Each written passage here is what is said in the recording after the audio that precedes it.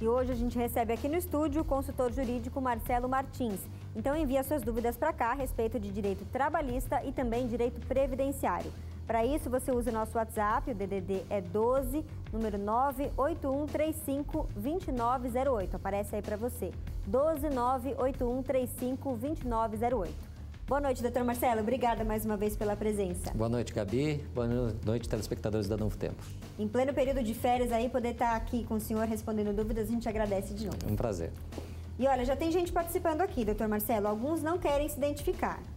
Diz o seguinte: a empresa da qual fiz parte me dispensou, mas em vez de pagar o meu aviso prévio, ela está em casa, porque a empresa resolveu que ficaria em casa como benefício pelas horas extras que ela fez ao longo de 6 meses.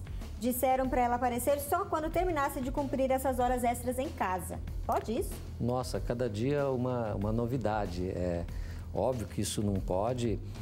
Você que está aí nos ouvindo, que mandou a pergunta, é uma violação frontal aí aos seus direitos. Se você foi dispensado e o seu aviso prévio foi indenizado, você tem que receber esse aviso prévio, né, 30 dias no mínimo, e depois mais 3 dias a partir do 2º ano do contrato de trabalho, e as horas essas têm que ser pagas. Ainda que houvesse banco de horas para que houvesse a compensação, se houve a demissão, o banco é automaticamente zerado e o saldo tem que ser pago ao trabalhador.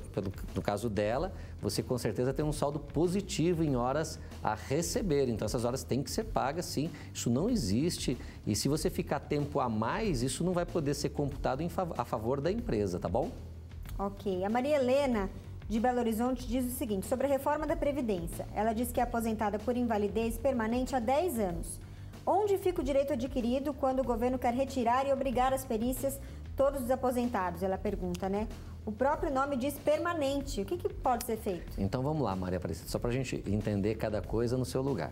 O direito adquirido fica lá no artigo 5º da Constituição Federal. Você pode constatar lá que a lei não afetará o direito adquirido, o ato jurídico perfeito, etc. Então, o direito adquirido está lá, na Constituição Federal, artigo 5º. Só que o direito também traz consigo obrigações. E a lei que estabeleceu a aposentadoria por invalidez também estabeleceu a forma dessa aposentadoria ser concedida e ser mantida. A invalidez, ainda que seja total e permanente, que é a forma pela qual se concede a aposentadoria por invalidez, ela pode ser objeto de constatação periódica pelo órgão previdenciário. Na última vez que estivemos aqui, uma senhora perguntou que ela casou e ela achou que o casamento poderia curá-la da doença, se ela perderia o benefício. Perderia sim. Então, nesse caso, o que acontece? Se você tem uma doença, essa doença houver uma reversão do quadro, você deixar de ser inválido total e permanente e passar a ser, por exemplo, inválido parcial e permanente, significa que você pode voltar ao mercado de trabalho.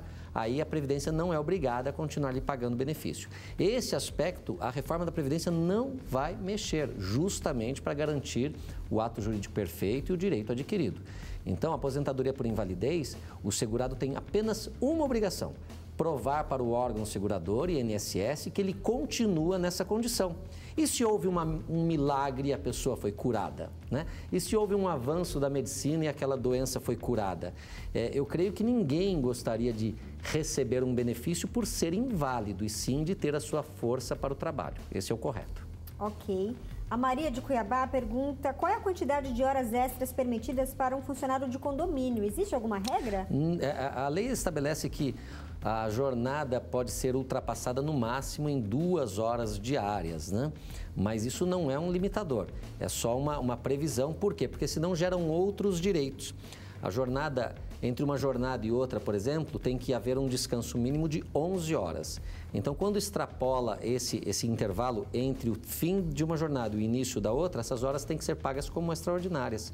Então, a lei só estabelece ali um marco regulatório, 2 horas diárias. Mas, não obstante a isso, o trabalhador pode fazer 5, 6 ou mais horas. É óbvio que isso vai contribuir para que haja uma menor produtividade, uma maior possibilidade de ocorrência de acidente de trabalho, absenteísmo por falta, etc. e outras situações. Por isso que a lei coloca que o máximo de horas são 2 após a 8ª hora.